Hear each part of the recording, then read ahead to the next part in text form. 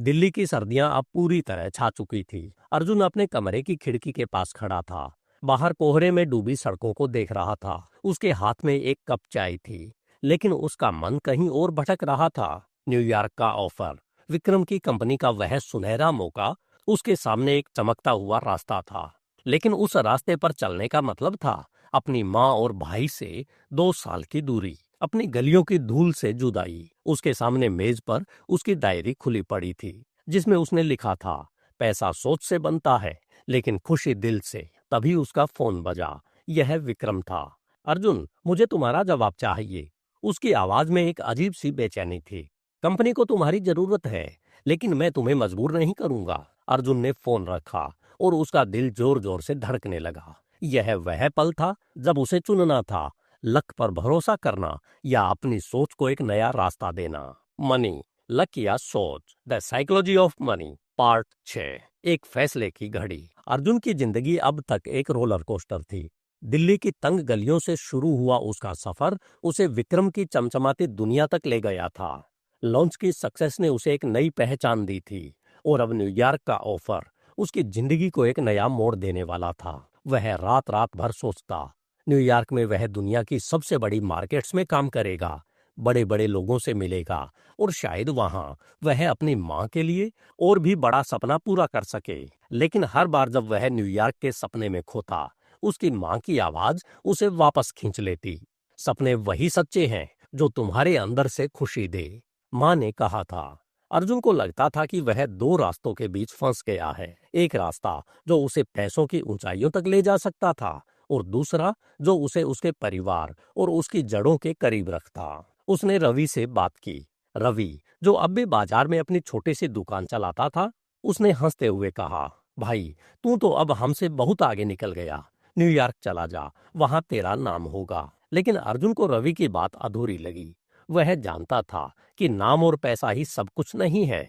उसे कुछ और चाहिए था। शायद वह खुशी जो उसने अपनी पहली कमाई के दिन अपनी माँ की मुस्कान में देखी थी। द साइकोलॉजी ऑफ मनी में मार्गन हाउसेल एक गहरी बात कहते हैं, सक्सेस की कोई एक परिभाषा नहीं होती। हर इंसान के लिए सक्सेस का मतलब अलग है, और यह मतलब हमारी सोच और हमारे मूल्यों से बनता है। किताब में एक उदाहरण है, दो दोस्त, एक ने अपनी जिंदगी कारपोरेट की ऊंचाइयों में बिताई और करोड़ों कमाए, लेकिन वह अकेला और उदास रहा।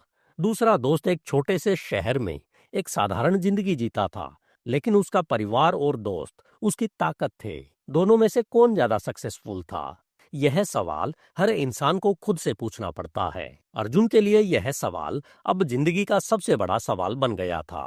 क्या सक्सेस का मतलब न्यूयॉर्क में एक बड़ा ऑफिस था, या अपनी माँ के साथ हर शाम चाय पीते हुए हंसना? वह बार बार अपनी डायरी के पन्ने पलटता, जिसमें उसने अपनी जिंदगी के हर बड़े फैसले नोट किए थे।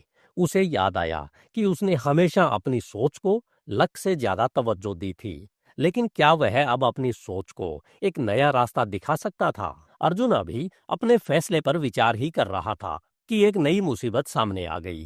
राकेश, जिसे वह कॉफी शॉप में मिला था, ने फिर से हलचल मचाने शुरू कर दी।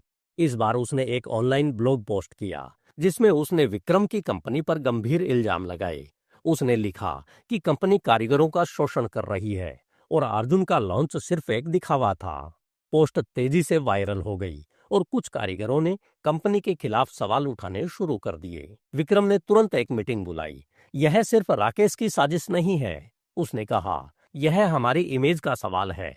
अगर हमने कारीगरों का भरोसा खो दिया तो सारा बिजनेस डूब जाएगा। उसने अर्जुन की ओर देखा और कहा, तुमने यह प्रोजेक्ट शुरू किया था, अब इसे बचाना भी तुम्हारी जिम्मेदारी है। अर्जुन को यह जिम्मेदारी भारी लगी। वह अभी न्यूयॉर्क के फैसले से जूझ रहा था, और अब यह नया संकट। उसने सोचा, क्या यह उसका लक था जो उसे बार बार आजमाने की कोशिश कर रहा था, या फिर उसकी सोच जो एक और टेस्ट दे रहा था? अर्जुन ने फैसला किया कि वह इस बार राकेश के इल्जामों को अनदेखा नहीं करेगा। उसने कारीगरों से मिलने का प्लान बनाया। वह राजस्थान, हिमाचल और बंगाल के उन गांवों में गया जहां से उनके प्रोडक्ट्स आते थे। उसने कारीगरों से बात की, उनकी शिकायतें सुनी। उसे पता चला कि राकेश की पोस्ट में कुछ सच था। कंपनी की सप्लाई चेन में कुछ लोग कारीगरों को पूरी पेमेंट नहीं दे रहे थे। यह विक्रम की नजर से छिपा हुआ था, लेकिन इसका असर कंपनी की इमेज पर पड़ रहा था। अर्जुन ने विक्रम को यह बात बताई। विक्रम हैरान था। मुझे नहीं पता था कि ऐसा हो रहा है, उसने कहा। लेकिन अब हमें इसे ठीक करना होगा। अर्जुन ने एक नया प्लान बनाया, एक ट्रांसपेरेंट सिस्टम जिसमें हर कारीगर को सीधे पेमेंट मिले और उनकी कहानियां कंपनी की वेबसाइट पर शेयर की जाएं। उसने कारीगरों के साथ एक मीटिंग बुलाई और उन्हें भरोसा दिलाया कि उनकी आवाज सुनी जाएगी। कारीगरों का भरोसा धीरे धीरे लौटा। राकेश की पोस्ट का असर कम होने लगा, लेकिन अर्जुन को एक और सबक मिला। सच को छिपाने की कोशिश कभी कामयाब नहीं होती।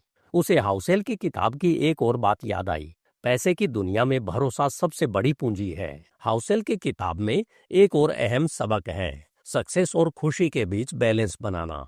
सक्सेस और खुशी के बीच बैलेंस बनाना सबसे बड़ी कला है। किताब में एक उदाहरण है, एक बिजनेसमैन जिसने अपनी जिंदगी का हर पल पैसों के पीछे दौड़ने में बिताया। उसने दौलत तो कमा ली, लेकिन जब वह बूढ़ा हुआ तो उसे एहसास हुआ कि उसके पास कोई ऐसा नहीं था जिसके साथ वह अपनी खुशी बांट सके। हाउसेल कहते हैं कि असली दौलत वह है जो आपको आजादी दे, न कि वह जो आपको जंजीरों में बांध ले। अर्जुन ने इस सबक को अपनी जिंदगी में उतारने की कोशिश की। उसने न्यूयॉर्क के ऑफर पर दोबारा सोचना शुरू किया। उसने विक्रम से बात की और कहा, सर, मुझे आपका ऑफर चाहिए, लेकिन मेरे लिए मेरा परिवार भी उतना ही जरूरी है। क्या कोई ऐसा रास्ता है जिसमें मैं दोनों को बैलेंस कर सकूं? विक्रम ने गौर से देखा और कहा, तुमने आज एक ऐसी बात कही जो मैंने सालों से नहीं सुनी। ठीक है अर्जुन, मैं तुम्हें 6 महीने का वक्त देता हूँ।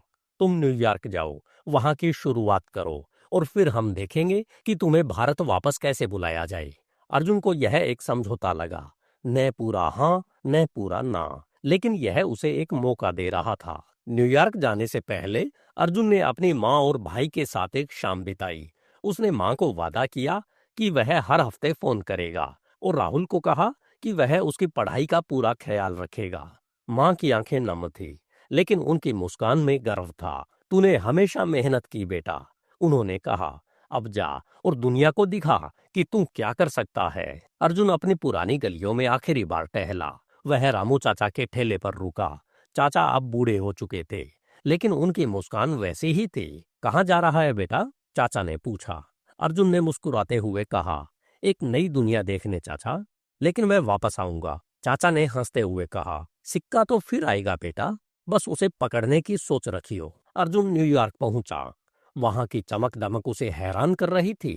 गगनचुंबी इमारतें, सड़कों पर भागती भीड़ और हर तरफ एक अजीब सी जल्दबाजी। विक्रम की नई ब्रांच अभी शुरुआती स्टेज में थी और अर्जुन को जमीन से सब कुछ शुरू करना था। उसने अपनी पुरानी सीखों को याद किया, छोटी जीतें, धैर्य और कहानियों की ताकत। पहले हफ्ते में ही उसे एहसास हुआ कि न्यूयॉर्क का मार्केट दिल्ली से बहुत अलग था। यहाँ लोग कहानियों से ज्यादा नंबर्स पर भरोसा करते थे। अर्जुन ने अपने प्लान को रिवाइज किया। उसने डेटा एनालिसिस पर फोकस किया, लेकिन कारीगरों की कहानियों को भी एक नया रूप दिया। इस बार डिजिटल कैंपेन के जरिए। न्यूयॉर्क में अर्जुन का पहला महीना बीत चुका था। वह धीरे धीरे वहां की रफ्तार में ढल रहा था, लेकिन उसका दिल अभी भी दिल्ली की गलियों में अटका था। तभी उसे एक अनजान ईमेल मिला। उसमें लिखा था, अर्जुन, तुम्हारी सक्सेस एक झूठ है, जल्दी ही सब सामने आएगा। यह राकेश था या कोई और? अर्जुन का मन फिर से बेचैन हो उठा। क्या उसकी जिंदगी में एक और तूफान आने वाला था? अर्जुन की कहानी अब एक नए देश में एक नई शुरुआत कर रही थी। उसने अपने दिल और दिमाग की जंग में एक बैलेंस ढूंढ लिया था, लेकिन क्या वह न्यूयॉर्क की चुनौतियों को पार कर पाएगा? और वह अनजान धमकी क्या थी? अगले पार्ट में देखिए कैसे अर्जुन का सामना एक ऐसे सच से होता है जो उसे पैसों की दुनिया का सबसे बड़ा सबक सिखाता है। धन्यवाद। HindiAudiobook.com। आपका दिन शुभ हो।